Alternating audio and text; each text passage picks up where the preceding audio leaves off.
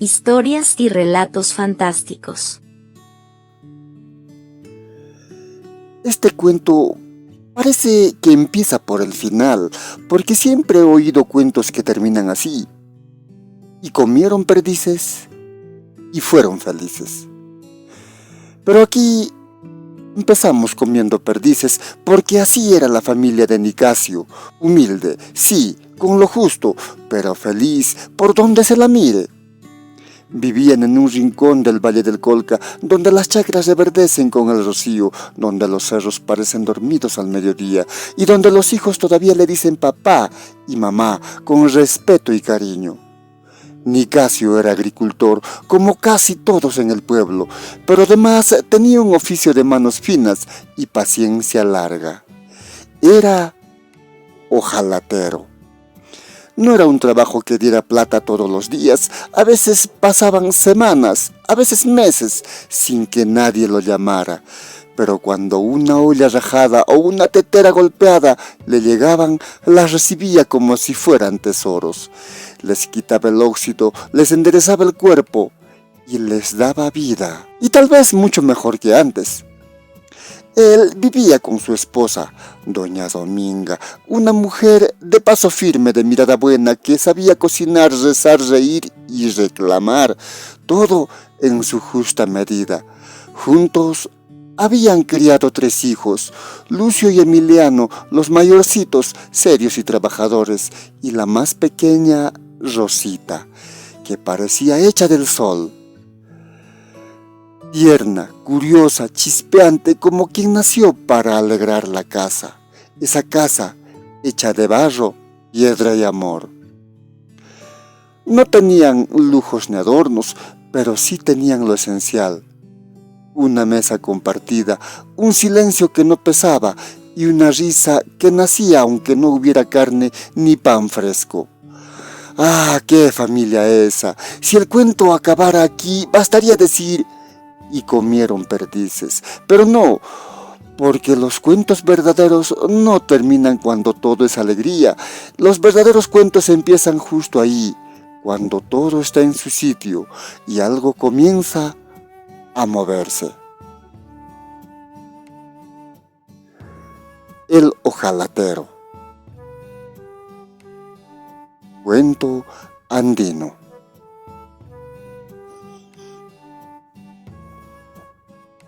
La familia fue creciendo como crecen las cosas buenas, sin apuro, sin ruido, con los pies en la tierra y el alma tranquila. Lucio, el mayor, ya aprendía a manejar la yunta, Emiliano cuidaba las gallinas como si fueran joyas, y Rosita, pequeña aún, ya ayudaba a su madre a limpiar la mesa y a reír cuando el día parecía cansado. Todo iba bien, el campo daba, los animales engordaban y aunque no sobraba, nunca faltaba nada. Unas veces había caldo con mote, otras papas con queso fresco, y los domingos, si todo andaba bien, se abría la olla grande, y la casa olía a fiesta, aunque no hubiera invitados. Ah, si el cuento terminara aquí, se podría decir que comieron perdices para siempre, pero no. Porque incluso en las mejores familias hay cosas pequeñas, casi invisibles, que empiezan a moverse como quien no quiere despertar sospecha. Todo empezó en esos ratos donde no había nada urgente que hacer. Ya sabes cómo es. La chacra ya regada, los animales ya comidos, el sol a medio cielo y la tarde que no apura. Eran esos momentos de descanso que don Nicasio, sin decir palabra, se metía a su pequeño taller, una casetita de puro metal, calamina vieja, remaches torcidos, una puertita angosta que chillaba cada vez que se abría. Allí adentro apenas había espacio para moverse, un banco bajo, unas herramientas colgadas y láminas pequeñas que brillaban con la luz filtrada. Nadie sabía bien qué hacía y le preguntaban: ¿qué haces, papá? Le decían los hijos bastante curiosos, y él, sin dejar de trabajar, les decía bajito: ¿sabes qué, hijito? La verdad es que yo mismo no lo sé. Yo también quiero saber qué se formará. A veces parece una cosa, a veces otra. Pero sé que algo está saliendo de aquí, aunque todavía no lo entiendo. Y allí, en ese rincón medio oscuro y tibio, trabajaba siempre en cosas pequeñas. Una curva de lata, un enganche, un tubito soldado, algo que parecía una tapa, luego que parecía cosas, pero nada quedaba terminado, nunca del todo en aquello que hacía. Y así iban pasando los años. Los hijos se hicieron jóvenes, Lucio ya hablaba de enamorada, Emiliano salía al campo con sombrero propio, ambos ya trabajaban y ayudaban en casa. Rosita, en cambio, bordaba sus primeras flores con hilo rojo, mientras su madre le decía: «Hazlo con calma, hijita», como lo hace tu padre en el taller lentamente. La vida seguía su curso, hermosa y sencilla. El taller seguía allí, con su puerta de metal entreabierta, y Nicasio seguía entrando cuando el día se lo permitía, y hacer eso que nadie entendía, pero que él, a su manera, sentía que debía de hacer. Ah, si el cuento terminara aquí. Poco habría que decir, solo que fueron felices. Pero el cuento no termina aquí, porque en los pueblos como Mantay hasta el silencio guarda sus secretos. Los hijos crecieron, y como crecen los hijos en los pueblos del Colca, empezaron también a mirar más allá de los cerros. Lucio fue el primero. Lo llamaron para trabajar en la ciudad. No era un adiós definitivo, pero todos sabían que no sería igual. El día que se fue, la madre preparó mote con queso, la hermana bordó en su pañuelo una flor chiquita y el padre lo llevó aparte sin hacer bulla. Metió la mano en el bolsillo del pantalón y le entregó una llave de metal, pequeña, sin etiqueta, un poco gastada por el roce. «Nunca la pierdas», le dijo. «Cuídala como a tu vida misma. Esta llave es tuya. Y algún día, cuando entiendas, volverás a saber qué abre». Lucio, sin entender del todo, asintió. Se la guardó cerca del pecho y partió con la mochila al hombro. Luego fue el turno de Emiliano. Unos años más tarde se enamoró de una muchacha de algún lugar del valle y decidió irse a vivir allá, con promesa de trabajar en los cultivos de ese lugar. La despedida fue parecida, pero la tristeza un poco más honda. La casa ya se sentía más vacía, la mesa más corta. El padre repitió el gesto. Sacó otra llave, esta vez era distinta, tenía un diente roto y estaba atada con una cuerda de lana. «Cuídala, hijo. Esta llave también es tuya. No sabrás ahora para qué sirve, pero llegará el momento». Emiliano, más curioso que su hermano, preguntó: «Y dígame usted, papá, ¿qué abre?». Nicasio se quedó callado un rato, miró al cielo. «Abre algo que todavía no existe del todo, o tal vez sí existe, pero sí existe en mí». Pasaron unos años más, y la última en salir fue Rosita. Y era una mujer joven, hermosa como el amanecer y el destino. Ella era caprichosa, como siempre lo había sido, y el destino le puso en el camino con un forastero que por alguna razón había llegado al valle. Raro, pero sucedió. Era un hombre bueno, trabajador, pero de tierras extremadamente lejanas, muy lejanas. Se enamoraron, se casaron, y Rosita, entre lágrimas y besos, se despidió de la casa, del huerto, del fogón, del campo, de su madre que temblaba por dentro y de su padre que parecía tranquilo, pero tenía los ojos más vidriosos que nunca. «Es lo justo, hijita», le dijo él con voz ronca. «Ya te toca armar tu propio hogar». Y sin más, le entregó también su llave, más pequeña que las otras, más fina, parecía de una cajita de música, y le dijo: «Cuídala, hija, es tuya. Cuando el tiempo lo diga, sabrás qué hacer con ella». Rosita la guardó en su bolsita de bordado y no preguntó nada, solo lo abrazó largo, como si supiera que algo quedaba pendiente. Después de eso, la casa se volvió silenciosa. Dominga y Nicasio quedaron solos. Los platos eran menos, el pan duraba más, el fuego de la cocina ya no chispeaba con risa. Pero Nicasio no se quejaba.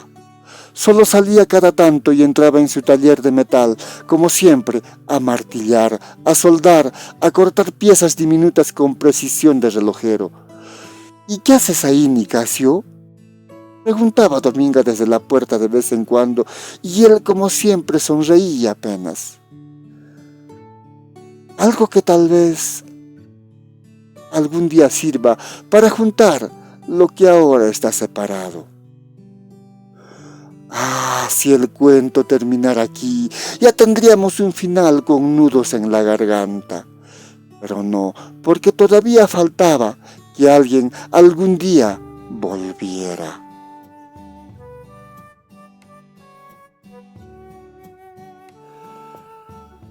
La felicidad, aunque ya no completa, no se fue del todo. Los hijos, cada uno con su familia, con sus propios caminos, seguían escribiendo la vida fuera de Mantay.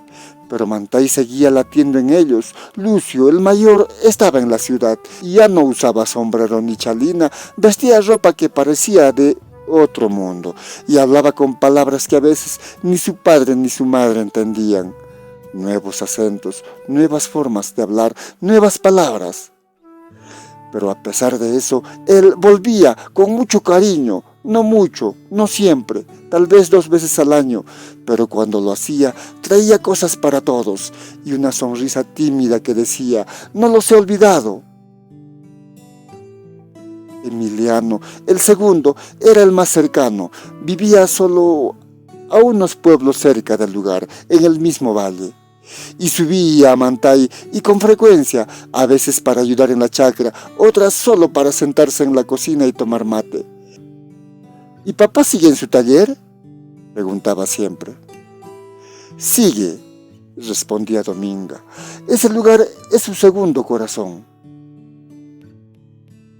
Y Rosita, la menor, desde el norte del país, venía cuando podía, a veces una vez al año, a veces no. La distancia era larga y la vida no siempre se acomoda al querer. Pero de vez en cuando, por esas casualidades que da el destino, los 3 coincidían, los 3 hijos, y la casa volvía a llenarse de pasos, de voces, de risas, de niños correteando, de ollas sirviendo como en los viejos tiempos. Ah, si el cuento terminara aquí, qué hermoso final sería. Una familia unida, con abuelos, padres, hijos, nietos. Tan feliz que hasta yo comería perdices con ellos. Pero el destino aún continúa y el tiempo no se detiene para nadie. Y un año cualquiera, cuando los días empezaban a enfriar, Dominga se enfermó. Primero fue la tos, luego el cansancio, después simplemente se fue apagando. Lucio y Emiliano llegaron a tiempo, estuvieron con ella los últimos días. La arroparon, la cuidaron, la escucharon decir palabras suaves que ya no tenía fuerzas para repetir 2 veces. Rosita, no. El mensaje a ella nunca le llegó y ella llegó tarde. Porque el viaje fue largo y cuando llegó al pueblo, la madre ya estaba bajo tierra. Y el viento frío la recibió en la plaza y su padre, parado junto al portón de la casa, la abrazó sin decir palabra. Rosita se quebró en llanto como si se deshiciera por dentro, pero él, firme como siempre, la sostuvo y le acarició la cabeza. Tranquila, hija, le susurró. Esta es nuestra vida. Yo también me iré algún día, tal vez mañana, tal vez al próximo mes, al próximo año. ¿Quién sabe? No estamos lejos de eso. A todos nos va a tocar. No lo dijo con tristeza ni con dureza. Lo dijo como quien ya entendió todo, como quien acepta que la muerte no quita el amor, solo lo cambia de lugar. Y esa noche no se encendió la radio, pero tampoco hubo silencio, porque el recuerdo de Dominga caminaba por la casa, en cada rincón, en cada plato servido, en cada manta doblada. Y Nicasio no lloró delante de nadie, pero aquella madrugada, cuando todos dormían, se metió otra vez en su pequeño taller de metal y golpeó con fuerza una pieza que llevaba años sin culminar.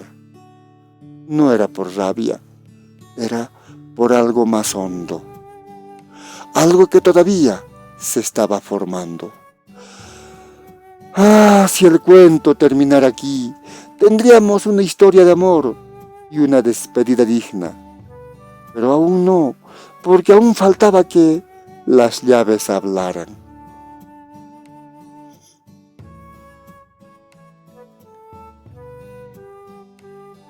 Cuando Lucio volvió a visitar a su padre, lo encontró enfermo, en su cama de siempre, tapado hasta el pecho, con los ojos abiertos pero sin fuerza. «No es nada, hijo», dijo Nicasio, «solo el cuerpo que ya quiere descansar». Pero Lucio, inquieto, fue a buscar a Emiliano, el hermano que vivía más cerca. Y juntos regresaron sin hacer ruido, como si el silencio ya anunciara lo inevitable. No había forma de avisar a Rosita, que estaba tan lejos, en el norte del país, en tierras muy lejanas, y el tiempo ya no alcanzaba para cartas, ni encargos, ni sabrían a dónde enviarlas. Los dos hermanos atendieron a su padre con cuidado, le acercaron el mate, lo abrigaron, lo escucharon cuando murmuró con voz baja: «Ya está, no hay que temerle al descanso. Ustedes han hecho bien. Yo hice lo que pude. Y ¿saben? Soy feliz». Después de eso, cerró los ojos y ya no los volvió a abrir. El entierro fue sencillo. Los vecinos llegaron sin que nadie los llamara, porque así se despiden en Mantalla los hombres que vivieron sin hacer escándalo, pero dejando raíz. Lucio y Emiliano acompañaron a su padre al cementerio y cuando todo terminó lloraron como los hombres, como adolescentes, como adultos, como todo, porque el dolor no se grita, se guarda y se honra, y se abrazaron fuerte, y uno de ellos dijo: «Papá hizo un excelente trabajo. Estamos juntos, aunque Rosita no esté». Y el otro asintió con los ojos humedecidos. Volvieron a casa. La cocina olía a ceniza dormida, el fogón ya no tenía prisa, y en esa calma quieta decidieron hacer lo que se hace en esos casos: quemar la ropa vieja, las cosas que ya no sirven, como se quema el polvo para que la memoria no se manche. Mientras revisaban el cuarto, entre mantas y herramientas, encontraron algo que no recordaban haber visto nunca: un cofre, no tan pequeño, no tan inmensamente grande, grueso, pesado, de metal trabajado con precisión, como si llevara dentro algo más que objetos. Tenía 3 cerraduras. Se miraron. No corrieron a buscar las llaves, no hacía falta. Siempre las llevaban consigo, o eso imaginaron, porque ambos sacaron sus llaves. Lucio sacó la suya del pañuelo interior que usaba pegado al pecho, Emiliano de una bolsita de cuero que no se quitaba ni para dormir. Las probaron, encajaron perfectamente, giraron. 2 cerraduras se abrieron con un clic sordo, pero el cofre no se abría, no cedía. Trataron de levantar la tapa, forzaron un poco y nada. Faltaba una llave. No dijeron nada, pero pensaron lo mismo: Rosita. Y supieron, sin que nadie lo diga, que eso que su padre hacía en el taller todos esos años, entre golpes suaves y piezas diminutas y grandes, tenían un propósito, una obra que solo podía completarse entre los tres.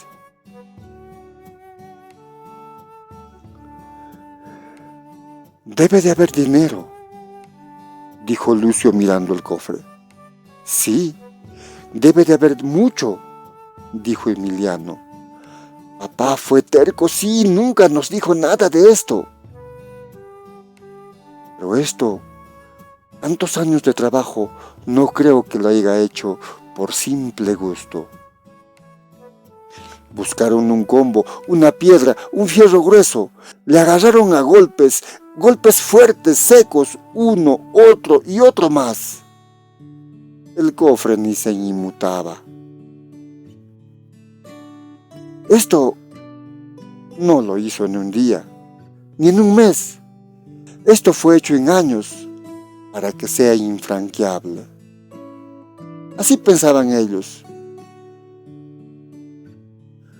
Entonces se dijeron, solo nos queda una opción, buscar a Rosita.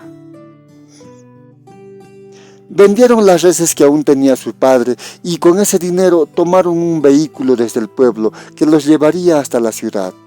Y desde allí otro más a la capital y de allí tomaron otro rumbo al norte donde se supone que vivía Rosita. Pero había un problema muy grande. No sabían que el norte del país era enorme. No sabían el nombre del pueblo donde vivía, si era pueblo, ciudad, caserío, no sabían nada. Solo decían, por la costa, por los cañaverales, en alguna casa, en algún lugar cerca al mar, cerca a una playa, una zona costera, irrigación tal vez. Preguntaron por aquí, por allá, caminaron por ferias, por mercados, por pueblos, por plazas, por sembradíos, cañaverales, y así pasó un año y no la encontraron. Volvieron a Mantay con rabia, con mucha rabia en el cuerpo, con la chacra descuidada de su padre y las familias cansadas de esperar. Pasó un buen tiempo, hasta que un día cualquiera, cuando los dos hermanos estaban allí, Rosita apareció. Entró a la casa sin avisar, feliz, no sabía nada. Lucio fue el primero en verla. «¿Dónde estuviste?», le soltó al instante. «Mientras no estuviste, papá falleció, ni siquiera lo viste». «Vivo lejos, no me enteré», respondió Rosita, con los ojos encendidos y muy llorosos. ¿Tienen idea de cuánto me duele ahora mismo al enterarme de esto? Eso dices siempre, para cualquier cosa. Y ahora vienes como si nada, solo por tu parte. Rosita quedaba sorprendida. ¿De qué parte están hablando?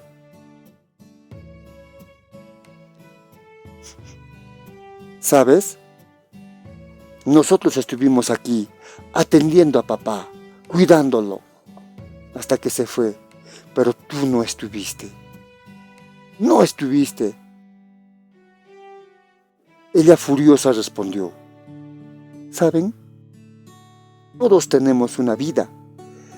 Lamentablemente me tocó vivir muy, pero muy lejos.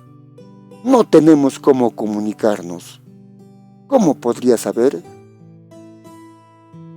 Entonces sus ojos se fijaron en el baúl. ¿Ves el baúl? Papá hizo esto para nosotros.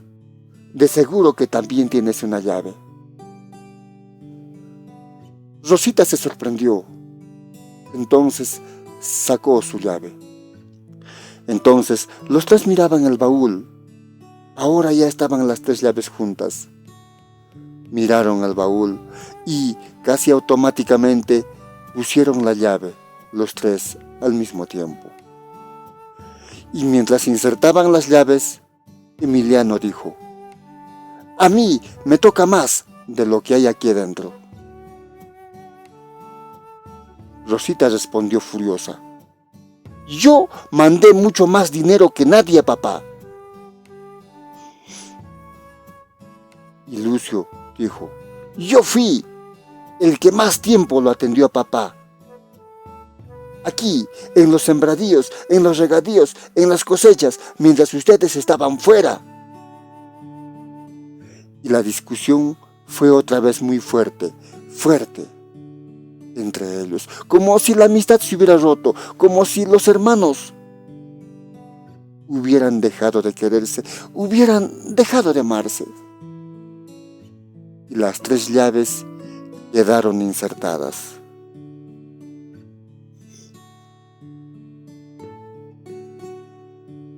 Las 3 llaves giraron a la vez. El cofre se dio con un sonido seco. Los 3 abrieron la tapa y miraron dentro.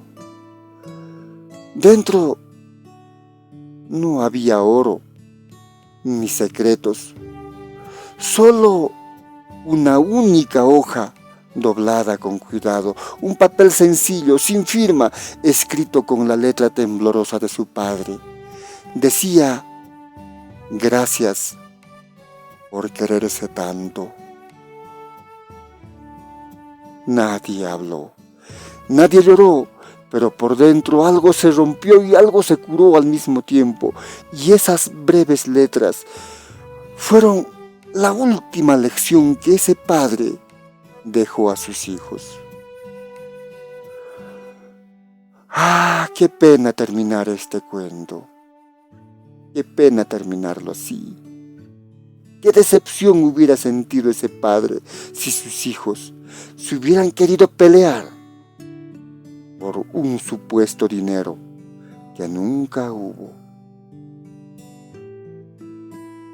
Me pregunto, después de esto, ¿habrán comido perdices? Yo creo que se abrazaron, que se disculparon, que se perdonaron. Espero que haya sido así.